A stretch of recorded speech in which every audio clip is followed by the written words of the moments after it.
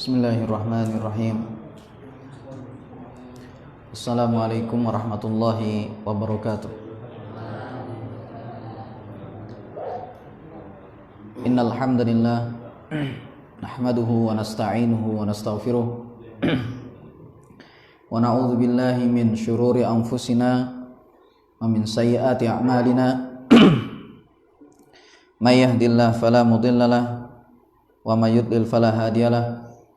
Asyhadu an la ilaha illallah wahdahu la syarikalah wa asyhadu anna Muhammadan abduhu wa rasuluh. Qala Allah ta'ala ya ayyuhalladzina amanu taqullaha haqqa tuqatih wa la tamutunna illa wa antum muslimun. Amma ba'du, faya ma'asyiral muslimin rahimani wa rahimakumullah. Alhamdulillah, kembali kita bisa melanjutkan kajian kita, yakni kitab Al-Adabul Mufrad karya Al-Imam Al-Bukhari rahimahullah, yang mana kitab ini adalah merupakan kitab yang berisi hadis-hadis yang berkaitan dengan adab atau etika. Dan di kesempatan ini kita masuk pada bab yang ke-54 ya. Bab yang ke-54, babun ar-rahmatu mi'atu juz'in. Bab pembahasan tentang rahmat itu 100 bagian. Telah kita jelaskan ya mas sekalian, atau kita bacakan ya hadis yang berkaitan dengan bab ini, yaitu hadis yang ke-100 dalam kitab ini. Kita baca lagi ya, kita ulang sedikit. Kata Imam Al-Bukhari rahimahullah, haddatsana Al-Hakamu ibnu Nafi'in qala akhbarana Syu'aibun 'aniz Zuhri qala akhbarana Sa'id ibnul Musayyib anna Aba Hurairah qala sami'tu Rasulullah sallallahu alaihi wasallam yaqul ja'alallahu rahmata mi'ata juz'in fa amsaka 'indahu tis'atan wa tis'ina wa anzala fil ardi juz'an wahidan famin dhalikal juz'i yatarahamul khalqu hatta tarfa'al farasu hafiraha an waladiha khasyata an tusibahu. Telah mengajarkan kepada kami Al-Hakam bin Nafi', dia berkata telah mengabarkan kepada kami Syu'aib dari Az-Zuhri, dia berkata telah mengabarkan kepada kami Sa'id bin Al-Musayyib bahwasanya Abu Hurairah dia berkata saya mendengar Rasulullah sallallahu alaihi wasallam beliau bersabda, Allah menjadikan rahmat itu 100 bagian. Lalu Allah menahan di sisinya 99 rahmat dan menurunkan di bumi 1 bagian saja. Maka termasuk 1 bagian tersebut yatarahamul khalqu, makhluk satu sama lain saling menyayangi, sehingga kuda pun mengangkat kakinya dari anaknya karena khawatir menginjak dia. Jadi jamaah sekalian, dalam hadis ini dijelaskan bahwasanya Allah menjadikan rahmat itu menjadi 100 bagian ya. Kata para ulama, dalam hadis itu menunjukkan bahwasanya Allah memiliki sifat rahmat ya, tetapi kata pensyarah di sini ya, dan juga ulama yang lain, wal muradu hahuna ma yata'allaqu bi sifatil fi'li la bi sifatil dzati li'anna sifatadz dzati la tata'addadu. Yang dimaksud di sini dengan rahmat yang sampai ada 100 di situ itu adalah yang berkaitan dengan sifat perbuatan Allah. Jadi bukan berkaitan dengan sifat zat Allah. Dikarenakan sifat zat itu tidaklah berbilang. Ini kalau nanti antum mempelajari tentang tauhid asma wa sifat ya, itu nanti dijelaskan tentang sifat-sifat Allah itu ada yang sifat zat ya, ada yang sifatul fi'li gitu. Kalau yang sifat zat maka tidak berbilang. Ya, sifat zat itu tidak berbilang. Yang berbilang itu adalah sifatul fi'li, sifat perbuatan Allah. Baik. Jadi di sini Allah Subhanahu wa taala menjadikan rahmat itu menjadi 100 bagian. Kemudian kata Nabi sallallahu alaihi wasallam, dari 100 bagian itu Allah tahan 99. Ya, jadi 99 ini ditahan oleh Allah, yang diberikan untuk manusia di dunia ini hanya satu rahmat saja. Tetapi disebabkan satu rahmat yang Allah turunkan di muka bumi ini, menyebabkan manusia atau makhluk yang lain, ya, selain manusia, bahkan jin kata para ulama, bahkan juga hewan sekalipun, ya, selain manusia, mereka ini menyayangi satu sama lain, sampai semacam itu. Bahkan dicontohkan oleh Nabi Shallallahu Alaihi Wasallam di sini, yaitu adalah kuda. Kita tahu sendiri bahwasanya kuda adalah makhluk yang tidak berakal. Ya. Tetapi dengan izin Allah Subhanahu Wa Taala, karena satu rahmat tadi, dia kalau seandainya lewat, maka dia kalau melihat ada anaknya, dia tidak akan menginjak anaknya tersebut. Ya, jadi kakinya itu diangkat sama dia karena khawatir menginjak anaknya tadi. Itu cuma gara-gara satu rahmat. Dan juga hewan-hewan yang lain, itu hanya satu contoh saja. Bahkan kita contohkan juga mungkin di situ ya, kemarin yang kita contohkan yaitu adalah bagaimana ayam itu membiarkan anak-anaknya dulu makan sebelum dirinya sendiri. Dan juga kita lihat bagaimana burung, dia itu pergi ke sana sini mencarikan makan untuk anaknya dulu sebelum dirinya makan. Ini luar biasa sekali. Ya, padahal itu adalah hewan. Ya, tapi dia berangkat kanan kiri, berangkat jauh di situ untuk mencarikan makan untuk anaknya. Nah, ini. Sampai semacam itu. Dan juga manusia, ya, kita sampai besar seperti ini, itu tidak lain adalah karena sebab kasih sayang orang yang ada di sekitar kita, terutama adalah orang tua kita. Dan lebih lagi yaitu adalah kasih sayang ibu kita, kan itu. Yang mana tatkala kita terlahir di dunia ini dalam kondisi kita ini tidak ngerti mana yang harus dimakan dan mana yang tidak boleh untuk dimakan. Kan kita kan ketika lahir nggak tahu jamaah ya, makanan itu di mana, letak rezeki kita juga nggak tahu. Kita pada saat itu kita mencari sendiri juga nggak bisa. Pada saat lahir itu. Tapi dengan izin Allah Subhanahu wa taala, Allah berikan sifat sayang itu, ya. Allah berikan dalam hati ibu kita itu sifat rahmat, sifat sayang, sehingga dia pun merawat kita, ya, memberi kita makan, memberi kita minum, yang dari awal yaitu adalah ASI, ya, sampai kita ini besar semacam ini, kita dibesarkan oleh orang tua kita. Ya, bayangkan kalau seandainya kita ketika lahir, kemudian habis itu tidak ada orang yang sayang sama sekali sama kita ini, nggak ada yang kasihan. Apa yang terjadi? Tentunya kita nggak akan bisa untuk bisa besar semacam ini. Ya. Jadi itulah jamaah sekalian gambaran betapa rahmat Allah Subhanahu wa taala itu sangat luas sekali. Hanya dengan satu rahmat saja manusia sampai satu sama lain itu saling menyayangi. Ya. Bahkan di situ sama hewan sekalipun, ya, hewan satu sama lain saling menyayangi. Ya. Bahkan kata para ulama juga jin, ya.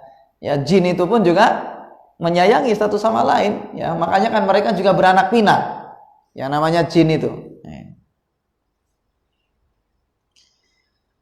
Nah, kemudian kata para ulama juga, dengan satu rahmat tadi, bayangkan itu kita sudah mendapatkan nikmat yang sangat luar biasa. Di antaranya misalnya kata para ulama, nikmat Islam. Disebabkan satu rahmat tadi jemaah sekalian, bayangkan kita di dunia ini memperoleh taufik dari Allah Subhanahu wa taala berupa nikmat Islam. Betapa kita ini, ya, mendapatkan hal yang sangat beruntung sekali. Keberuntungan yang sangat luar biasa ketika kita diberi taufik oleh Allah Subhanahu wa taala untuk menerima agama Islam ini. Bayangkan di luar sana ada orang-orang yang menyembah batu, kan gitu. Ada orang yang menyembah matahari, ya, ada yang menyembah pohon, ada yang menyembah setan, dan lain sebagainya. Tapi dengan izin Allah Subhanahu wa taala, kita diberi taufik oleh Allah Subhanahu wa taala untuk memeluk agama Islam ini. Dan itu adalah merupakan nikmat yang sangat luar biasa. Kemudian bagaimana lezatnya melakukan ibadah kepada Allah. Tatkala kita dalam kondisi gundah, hati kita dalam kondisi susah, kemudian kita bersimpuh di hadapan Allah. Kita mengerjakan sholat, kita berzikir kepada Allah, membaca istighfar, kemudian kita membaca Al-Quran, dan seterusnya dari berbagai macam ibadah, kemudian hati kita menjadi bahagia. Hati kita menjadi tenang, hati kita menjadi tentram, ya. Merasakan kenikmatan yang tidak bisa untuk diungkapkan dengan kata-kata. Ini dengan ibadah, nikmat yang sangat luar biasa. Allah Subhanahu wa taala karuniakan kepada kita ini keluarga yang itu menjadi hiasan hidup kita. Dengan adanya keluarga itu, ya, ada orang yang menyayangi kita, yang saling perhatian satu sama lain. Ini luar biasa sekali. Nikmat yang Allah berikan kepada kita tatkala kita hidup di dunia ini. Itu semua cuma dengan satu rahmat tadi yang Allah turunkan untuk manusia ini. Dan nanti Allah Subhanahu wa taala akan berikan semua rahmat tadi itu secara total tatkala kita berada di dalam surga Allah Subhanahu wa taala. Jadi ketika di dunia kita sudah merasakan nikmat semacam ini dengan satu rahmat saja, tatkala kita sudah masuk ke dalam surga itu, maka 100 rahmat itu akan Allah berikan kepada kita secara total semuanya. Makanya jemaah sekalian, yang namanya surga itu ya, mala ainun ra'at wala udhunun sami'at wala khatara ala qalbi bashar. Surga itu adalah kenikmatan yang ada di dalamnya tidak pernah dilihat oleh mata, tidak pernah didengar oleh telinga, dan bahkan tidak pernah terbesit di dalam hati manusia. Kita akan merasakan sesuatu yang sangat luar biasa di sana. Bahkan guru kita itu dulu ngasih gambaran, kenikmatan yang ada di dalam surga itu totalitas. Ya, yang namanya syahwat manusia itu nanti akan ditinggikan sekali, dimaksimalkan tatkala di surga sana. Sehingga agar supaya manusia itu merasakan nikmat yang sangat luar biasa. Kalau kita makan, misalnya makanan apa saja, dari harga yang cuma mungkin 500 perak sampai yang 500.000 atau mungkin jutaan, makanan itu nikmatnya cuma di mulut saja. Ya, yang sampai antum mungkin ada makanan yang saya nggak pernah makan ya, misalnya yang sampai menunya itu 500.000. Bahkan saya dapat kabar itu ada makanan yang sampai jutaan itu, satu porsi. Antum ketika merasakan makanan itu, bayangkan itu cuma enaknya di mulut saja kan itu. Cuma lidah ini saja yang merasakan itu. Kalau sudah nyampe ke kerongkongan, rasanya itu sama saja semuanya. Antum makan tempe, makan tahu, ya makan ayam, kalau sudah sampai tenggorokan sama semuanya. Ya. Bahkan besoknya ketika pagi-pagi keluarnya sama keluarnya kan itu. Ya berbeda sudah. Ya. Jadi semacam itulah dunia ini jamaah sekalian. Ya. Tapi kalau ketika di surga, antum ketika merasakan makanan yang ada di sana, maka nikmatnya itu, lezatnya makanan yang ada di sana, itu akan antum merasakan dari ujung rambut sampai ujung kaki. Dan bahkan kenikmatan yang antum rasakan sekarang itu akan kekal selama-lamanya, gak akan hilang. Sekarang misalnya antum makan makanan berikutnya akan merasakan lebih lezat lagi. Sekarang nih ketika kita makan misalnya itu merasakan kelezatan yang sangat luar biasa tadi itu. Kemudian makan makanan berikutnya tambah lezat lagi. Makan makanan berikutnya tambah lezat lagi. Kelezatan yang sebelumnya itu, yang pertama tadi, itu belum hilang. Makanya Allah Subhanahu wa taala berfirman, "Wal akhiratu khairun wa abqa." Akhirat itu lebih baik dan juga lebih kekal. Sana kekal semuanya, kenikmatan itu abadi yang ada di sana itu. Ya, antum nggak bisa bayangkan bagaimana kenikmatan yang ada di sana. Ya, antum mungkin tentang bagaimana kisah tentang bidadari misalnya diceritakan oleh Nabi SAW. Ya kan, dia adalah wanita yang sangat cantik. Ya kan, kemudian laki-laki yang ada di sana pun semuanya tampan. Kemudian kata Nabi SAW, ketika mereka ini dalam satu pekan itu berangkat ke pasar, ketika balik terkena angin, spoi gitu, kemudian wajah mereka itu semakin tampan lagi. Sebelumnya sudah tampan, ketika berangkat ke pasar, pulang kena angin, ya, kemudian ternyata tambah tampan lagi. Ketika sampai ke rumah, ngelihat istrinya, ternyata sudah lebih cantik lagi daripada sebelumnya. Gak bisa kita bayangkan itu. Itu dalam satu pekan. Wallahu ta'ala alam. Bayangkan kalau seandainya itu sampai selama-lamanya. Berangkat ke pasarnya itu setiap sepekan sekali misalnya. Setiap kali pulang, tambah tampan. Istri tambah cantik lagi. Kemudian habis itu berikutnya seperti itu. Pulang tambah tampan lagi. Istri tambah cantik lagi. Luar biasa sekali. Gak bisa kita bayangkan. Kenikmatan yang sangat agung ketika di sana itu. Ya, antum berhubungan badan di sana itu nggak keluar sperma aja mah. Kalau di dunia lemes, ya. Tapi kalau di sana nggak ada yang namanya sperma. Istri nggak ada yang haid, nggak ada yang ingusan ketika di sana. Keringetan itu minyak wangi. Keringat yang ada di sana itu minyak wangi. Ya, luar biasa sekali. Sampai disebutkan bahwasanya kalau seandainya liurnya bidadari itu netes di satu titik di dunia ini, maka misalnya lautan yang ada di dunia semuanya jadi manis. Bagaimana kalau kita di sana hidup dengan mereka? Jadi bayangkan kalau seandainya ya liurnya bidadari itu netes ke laut, laut seluruh dunia ini jadi manis. Gak bisa kita bayangkan itu. Bagaimana nikmatnya di surga itu. Semua yang kita inginkan di sana itu semuanya terpenuhi. Dan bahkan sampai ada seseorang yang mana dia itu berangan-angan kalau seandainya nanti di surga itu dia punya tanaman, dia bercocok tanam di surga. Tanya sama Rasulullah, karena dia ngukur kenikmatan itu kan di dunia. Dia tanya sama Rasulullah, apakah nanti ketika di surga itu ada cocok tanam? Maka Nabi SAW jelaskan, ya iya nanti. Karena Rasulullah kan berbicara sesuai dengan apa yang difahami oleh orang yang diajak bicara. Maka Nabi SAW jelaskan bahwasanya kamu nanti akan bercocok tanam. Dan buahnya pun akan sampai sebesar gunung. Kan itu. Kemudian kalau seandainya kamu makan semuanya itu, kamu gak akan merasakan kenyang kemudian selesai. Kalau di dunia jamaah ya, antum makanan terenak kalau sudah kenyang, gak ada yang enak lagi kan gitu. Awalnya kalau enak itu kan ketika lapar. Ya, ketika lapar mungkin ada sambal sama nasi saja sudah ngiler kan itu. Padahal menunya biasa-biasa saja. Ini jamaah sekalian, antum kalau seandainya bercocok tanam di surga sana, kemudian berbuah, antum makan semuanya itu meskipun sampai sebesar bukit, gunung, antum habiskan itu, maka antum tidak akan merasakan lapar. Gak akan merasakan kenyang. Ya. Orang kalau sudah kenyang itu biasanya sudah nggak mau makan lagi gitu. Dikasih apa saja udah nggak mau.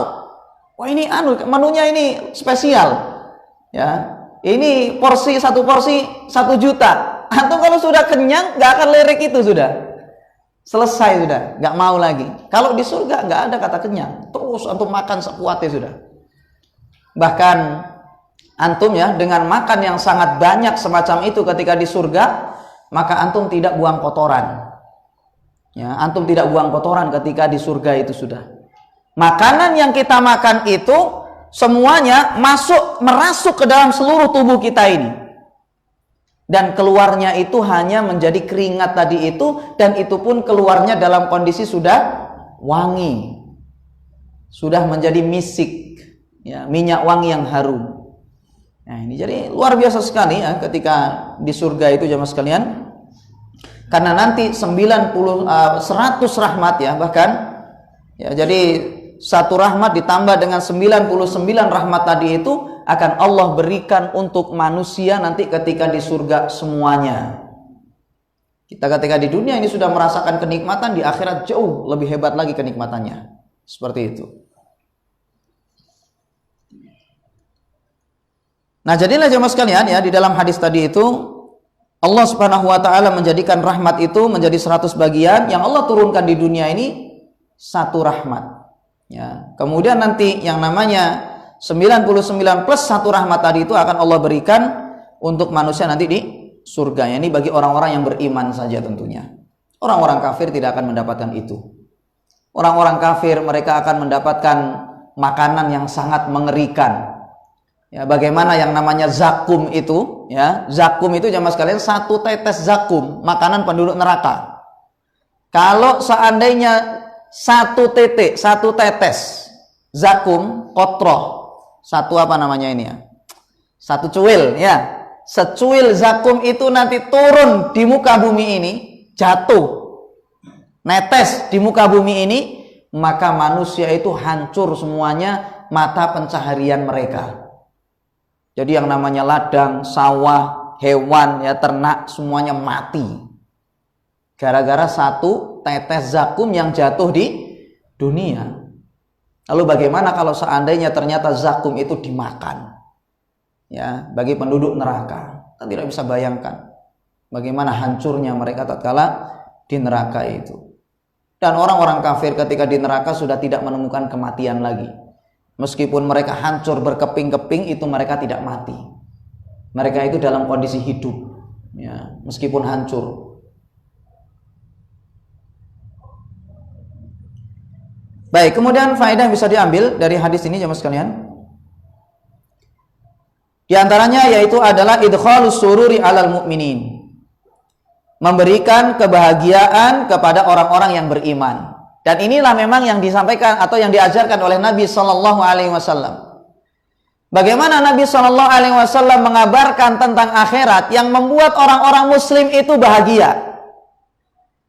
Cerita tentang surga, cerita tentang bidadari, bagaimana tentang makanan yang ada di sana, bagaimana tentang minuman yang ada di sana,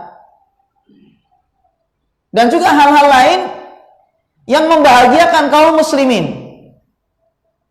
Sehingga dari hadis ini menunjukkan bahwasanya kita sebagai umat Nabi Shallallahu Alaihi Wasallam hendaknya juga turut seperti itu, selalu memberikan kabar gembira, kabar yang bisa membahagiakan sesama mukmin. Jangan nanti di situ orang itu cuma dikasih kabar yang ngagetin saja. Karena sebagian kita kan kayak gitu, sukanya itu ngasih kabar yang membuat orang kaget. Kabar-kabar yang gak enak-enak saja itu yang disebarkan. Jangan semacam itu. Orang muslim itu hendaknya ketika ada kebahagiaan, sampaikan kepada saudaranya yang sekiranya nanti saudaranya itu juga turut berbahagia. Jadi semacam itu orang mukmin itu. Jangan cuma nakut-nakuti orang. Ya, bikin orang takut, bikin orang sedih. Antum saja misalnya ya, ini menurut saya. Antum kalau seandainya cuma sakit-sakit biasa, ya, sakit-sakit biasa saja yang antum bisa nangani sendiri, gak usah nanti di situ antum kabarkan kepada keluarga antum. Yang dikhawatirkan bahwasanya keluarga itu nanti akan bersedih atau khawatir sama antum. Kalau antum masih bisa menangani sendiri, ya sudah gak usah kabar-kabar gitu. Gak usah semuanya itu nanti dikeluhkan kepada keluarga.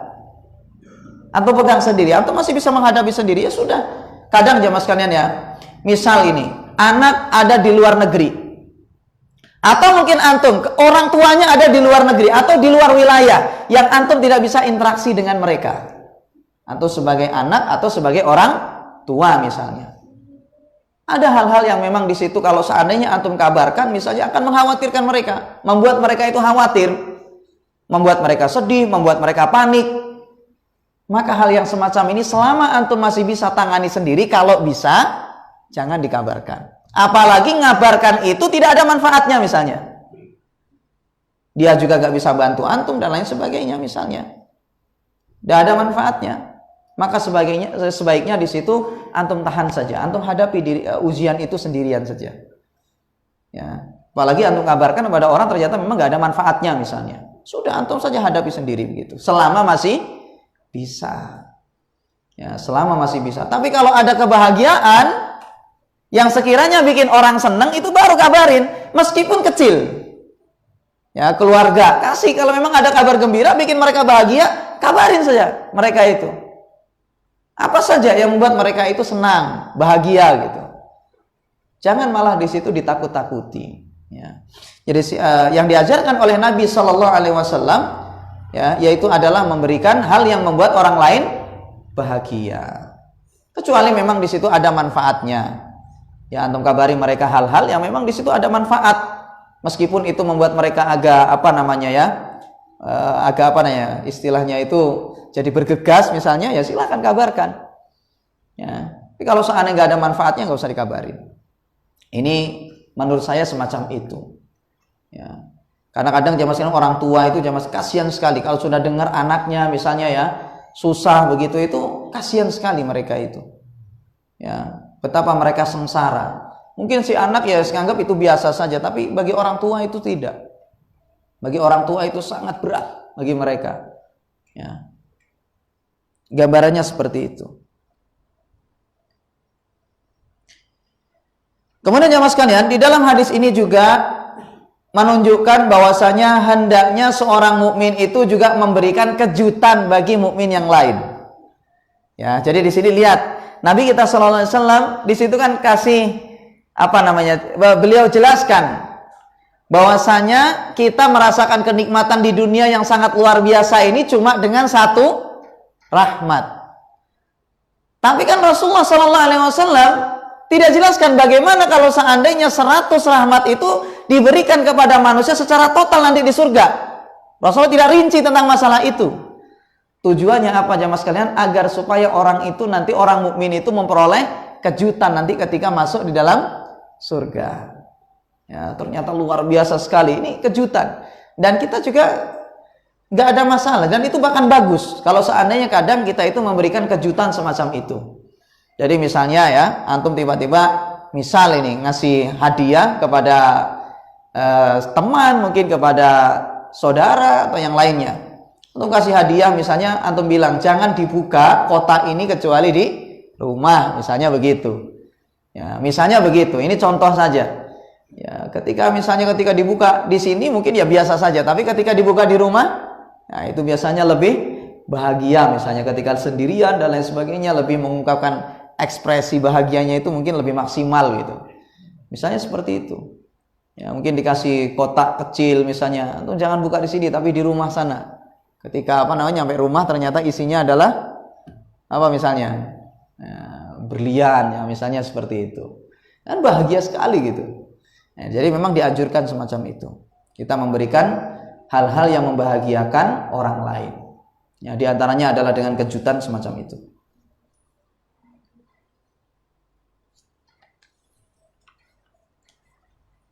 Kemudian jemaah sekalian, bab berikutnya,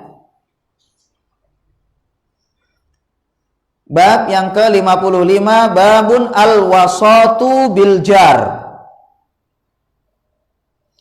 Bab pembahasan tentang wasiat Jibril agar berbuat baik kepada tetangga. Wasiat Jibril agar berbuat baik kepada tetangga. Pada hadis yang ke-101, Al-Imam Al-Bukhari rahimahullah, beliau mengatakan, haddatsana Ismail ibnu Abi Uwais. Qala haddatsani Malikun an Yahya ibni Sa'idin. Qala akhbarani Abu Bakar ibnu Muhammad an Amrah an Aisyah radhiyallahu anha anin Nabi sallallahu alaihi wasallam. Qala ma zala Jibrilu sallallahu alaihi wasallam yusini bil jar hatta dhanantu annahu sayuwarrithuhu. Telah mengajarkan kepada kami Ismail bin Abi Uwais, dia berkata telah mengajarkan kepadaku Malik. Dari Yahya bin Sa'id, dia berkata telah mengabarkan kepadaku Abu Bakar bin Muhammad. Dari Amrah, dari Aisyah radhiyallahu anha, dari Nabi sallallahu alaihi wasallam. Beliau bersabda, Jibril sallallahu alaihi wasallam senantiasa memberikan wasiat kepadaku agar aku berbuat baik kepada tetangga. Sampai-sampai aku mengira bahwasanya Jibril menetapkan warisan untuk tetangga. Nah, jadi seakan-akan tetangga itu mendapatkan hak waris, ya, sampai semacam itu. Jadi jamaah sekalian, Nabi Shallallahu Alaihi Wasallam jelaskan bahwasanya Jibril itu berwasiat agar supaya manusia ini berbuat baik kepada tetangganya. Dan Nabi SAW mendapatkan wasiat dari Jibril itu bukan hanya satu kali saja, tapi bahkan berkali-kali. Terus Jibril itu memberikan wasiat kepada Nabi SAW agar supaya berbuat baik kepada tetangga. Dan saking seringnya Jibril memberikan wasiat semacam itu, sampai Nabi SAW mengira bahwasanya yang namanya tetangga itu adalah seperti kerabat. Dia itu memperoleh hak waris. Sampai semacam itu. Ya. Sehingga ini jemaah sekalian menunjukkan bahwasanya betapa pentingnya kita ini menjaga hubungan baik dengan tetangga kita. Para ulama katakan seperti pensyarah di sini menjelaskan bahwasanya tetangga itu mencakup banyak orang. Katanya di sini baik al-muslim, tetangga yang beragama Islam, wal kafirah, dan tetangga yang non muslim. Sekalipun ya, meskipun tetangga itu tidak beragama Islam, tetap kita harus menjaga hubungan baik dengan mereka. Wal abidah, baik dia itu adalah budak sekalipun, ya, ahli ibadah, ya, ahli ibadah. Wal fasiqah, atau orang fasik. Bayangkan, orang misalnya ya fasik sama kita, ini zalim terus sama kita, tidak ada masalah, biarkan itu. Tapi kita harus tetap menjaga hubungan baik dengan tetangga tersebut, meskipun dia itu fasik, meskipun dia itu selalu zalim sama kita. Ya, jadi mungkin tiap hari kita terganggu dengan suara radionya, mungkin ya kan, nyanyi-nyanyi keras misalnya, atau mungkin barang kita misalnya selalu hilang. Ya, gara-gara si tetangga ini misalnya, kita selalu terganggu dari dia. Mungkin kendaraannya ditaruh di depan pintu rumah kita mau jalan repot misalnya, mau parkir kita bingung. Maka sezalim apapun tetangga itu, sefasik apapun tetangga itu, biarlah dia yang zalim kepada kita, tapi kita tetap menjaga hubungan baik dengan tetangga tersebut. Sampai semacam itu adabnya, ya. Wassadiqah, baik tetangga itu adalah orang jujur, ya. Atau misalnya karib, teman. Baik dia itu adalah teman dekat kita. Wal aduwa, meskipun tetangga itu adalah musuh kita sekalipun. Sampai semacam itu. Kalau kita punya tetangga tapi musuh, tukang musuhin kita misalnya, tukang musuhin kaum muslimin, tetap kita harus menjaga hubungan baik dengan dia. Ya. Wal ghariba, dan juga kadang kita diuji kalau sudah punya tetangga-tetangga semacam itu ya, non muslim misalnya, itu diuji sekali. Ketika mau berangkat sholat misalnya mungkin diejek, ya, ada orang azan dikira bengok-bengok, kan itu bisa saja kan, diejek-ejek semacam itu kan, ujian. Biar saja sudah, yang penting kita tetap baik sama mereka. Antum punya makanan misalnya, kasih itu, ya, orang-orang semacam itu antum baikin dia. Tetangga ini, jaga hubungan baik dengan tetangga selama dia itu adalah tetangga. Kita berbuat baik kepada mereka karena dia adalah tetangga kita, bukan karena dia itu adalah siapa-siapa, bukan. Tapi kita jaga hubungan baik kepada dia karena dia adalah tetangga saja. Wal ghariba, baik dia itu adalah orang asing, tetangga tapi orang yang nggak kita kenal sebelumnya, pendatang, ya, pendatang. Wal baladi, atau juga penduduk asli, baik ya tetangga kita itu adalah pendatang atau penduduk asli, jaga hubungan baik dengan mereka. Kadang kita ini jemaah sekalian ya, kalau ada tetangga yang baru gitu ya, kadang kita ini itu kadang nggak direken jemaah. Maunya kita ini ngobrolnya itu cuma sama kawan-kawan sendiri.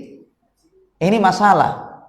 Orang baru itu biasanya mau ngumpul itu malu, sungkan. Dia di sana sendirian, nggak punya keluarga, nggak ada orang yang dia kenal di sana. Jadi kita ini yang ada di tempat asli itu yang ramah sama mereka. Meskipun ya mereka hendaknya ramah juga sama kita kan gitu. Tapi kan berat bagi dia untuk mengawali. Kita yang ada di tempat asli itu, di wilayah asli, pribumi ya mungkin bahasa kita, itu kita yang harus datangin dia. Ada orang baru kita sambut gitu. Jangan kita cuma sama orang-orang sendiri saja ya, karena dia adalah orang baru, pendatang misalnya, kemudian kita nggak like dia misalnya. Jangan semacam itu.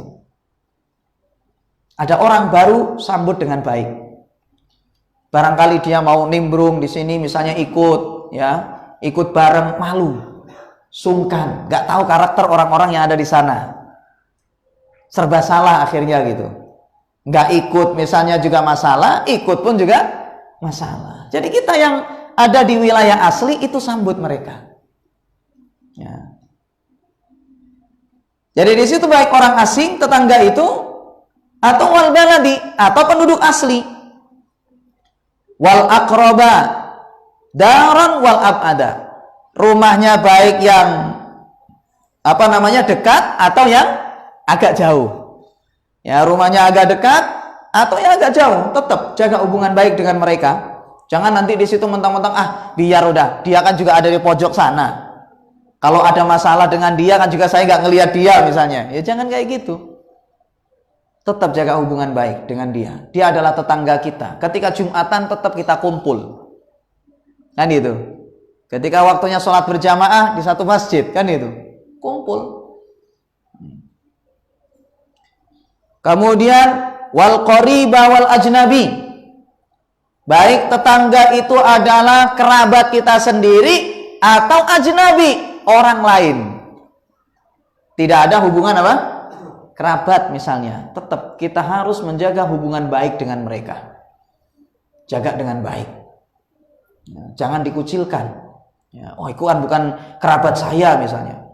Kemudian habis itu dikucilkan, dibiarkan di sana. Jangan. Jaga hubungan baik dengan tetangga siapapun itu, kerabat atau bukan kerabat. Makanya para ulama jemaah sekalian membagi tetangga itu menjadi 3. Ya, tetangga itu dibagi menjadi 3 kata para ulama. Yang pertama yaitu adalah tetangga yang mendapatkan satu hak, memiliki satu hak terhadap kita itu, yang harus kita tunaikan kepada dia, yaitu adalah tetangga yang non muslim. Dia punya satu hak. Haknya apa? Yaitu adalah sebagai tetangga itu sudah.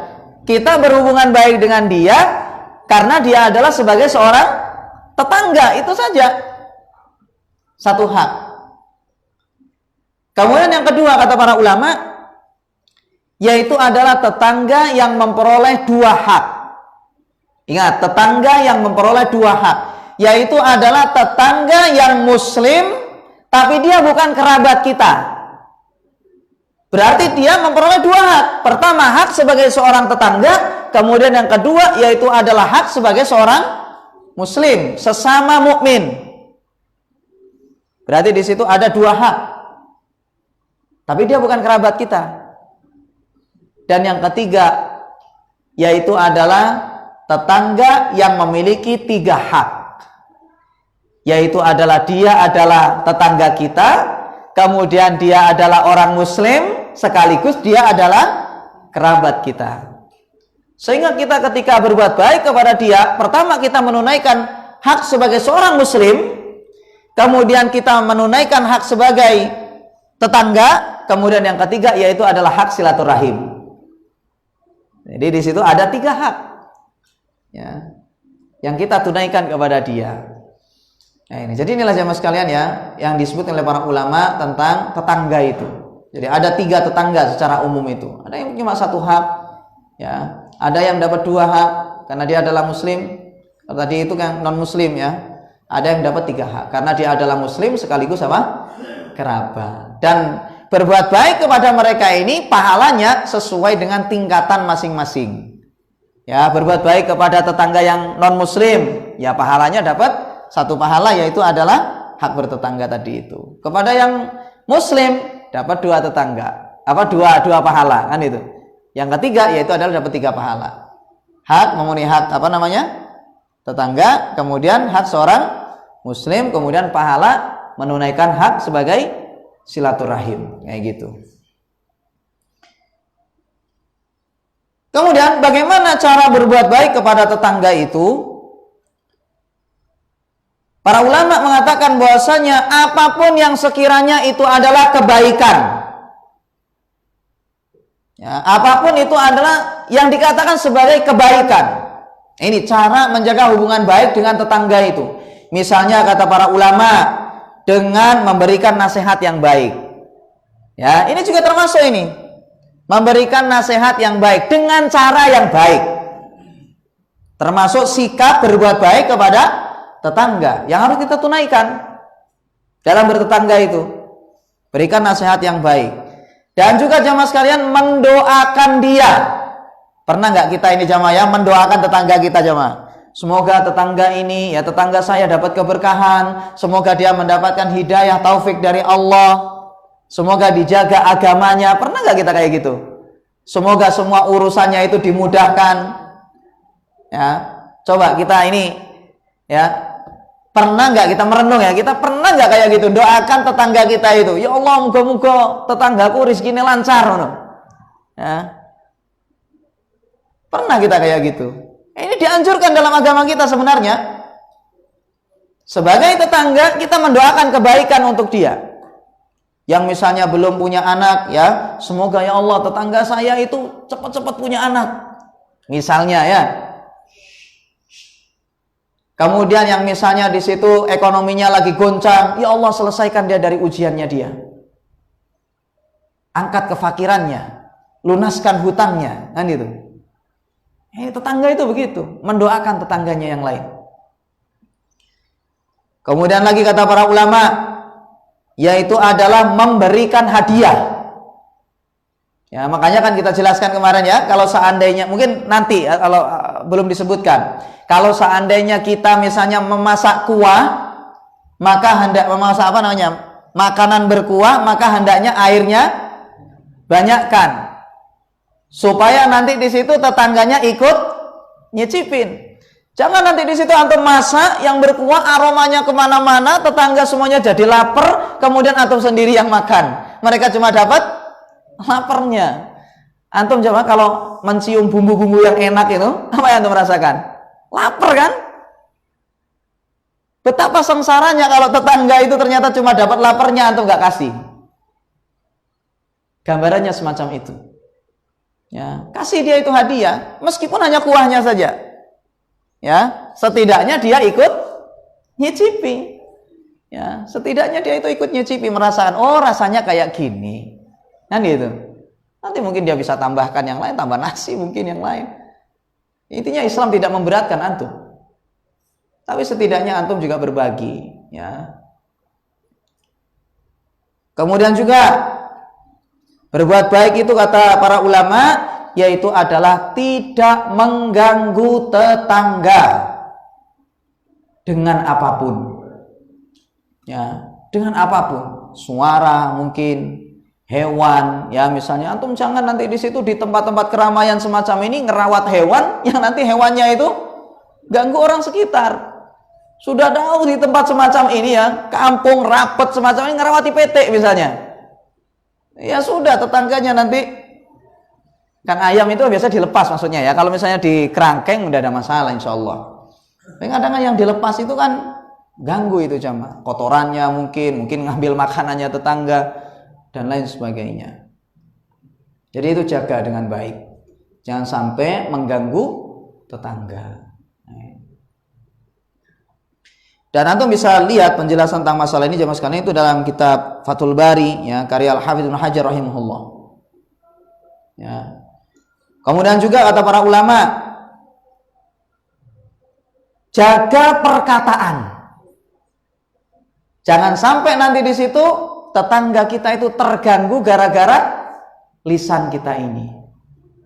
Mungkin kita pernah sampaikan ya hadis yaitu tentang seorang wanita itu kan, seorang wanita yang dia itu malamnya sholat malam, tahajudnya luar biasa. Kemudian siangnya puasa, sedekahnya nggak bisa kehitung. Perbuatan baiknya sudah tidak bisa disebutkan lagi, saking banyaknya. Tetapi kemudian ketika diceritakan kepada Nabi SAW, ya Rasulullah, cuman dia punya satu kesalahan, yaitu tetangganya tidak selamat dari lisan dia.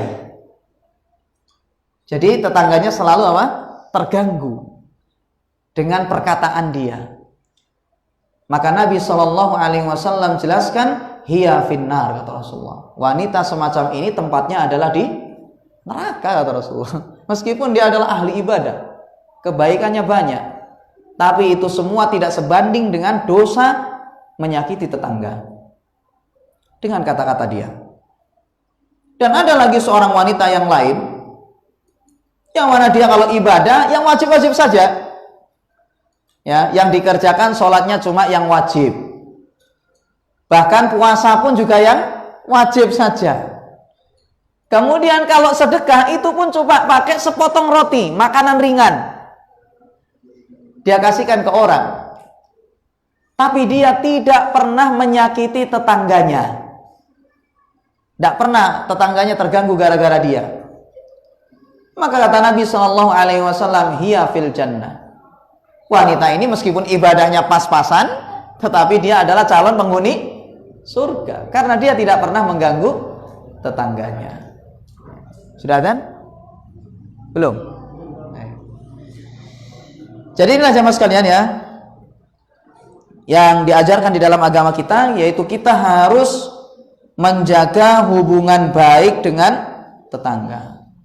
Dan para ulama mengatakan bahwasanya berbuat baik, menjaga hubungan baik dengan tetangga itu adalah merupakan bagian dari keimanan. Ingat ini, berbuat baik kepada tetangga itu adalah bagian dari keimanan. Makanya Nabi kita Shallallahu Alaihi Wasallam pernah menjelaskan dalam suatu hadis dari Abi Shuraih radhiyallahu anhu, bahwasanya Nabi Shallallahu Alaihi Wasallam pernah bersabda, wallahi la yu'min, wallahi la yu'min, wallahi la yu'min, kata Rasulullah. Rasulullah ulang sampai 3 kali, demi Allah nggak beriman, demi Allah nggak beriman, demi Allah nggak beriman. Rasulullah sebutkan 3 kali. Kemudian para sahabat bertanya, qila man ya Rasulullah? Ya Rasulullah, siapa yang Anda sebut sebagai orang yang tidak beriman itu?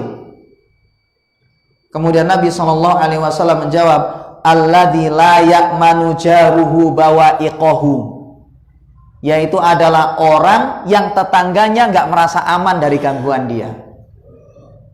Maka Nabi SAW sebutkan bahwasanya dia adalah orang yang nggak beriman, kata Rasulullah. Maksudnya di situ kata para ulama, ya, kalau seandainya dia adalah orang kafir, ya berarti memang nggak punya iman. Kalau dia adalah orang muslim, maka dia punya iman, tetapi imannya sangat lemah sekali, tidak sempurna. Ya, yaitu adalah orang yang selalu mengganggu tetangganya. Nah, dia adalah orang yang memiliki iman yang lemah, kata Rasulullah. Sudah ya, Adzan? Sudah, tadi bunyi. Ya. Baik. Insyaallah kita lanjutkan ya Mas sekalian, pembahasan berikutnya yaitu masih pada bab tentang wasiat Jibril agar supaya berbuat baik kepada tetangga. Demikian. Semoga majelis ini diberkahi oleh Allah. Semoga majelis ini menambah iman dan ketakwaan kita kepada Allah Subhanahu wa taala. Wassallallahu ala nabiyina Muhammad wa ala alihi wasallam. Assalamualaikum warahmatullahi wabarakatuh.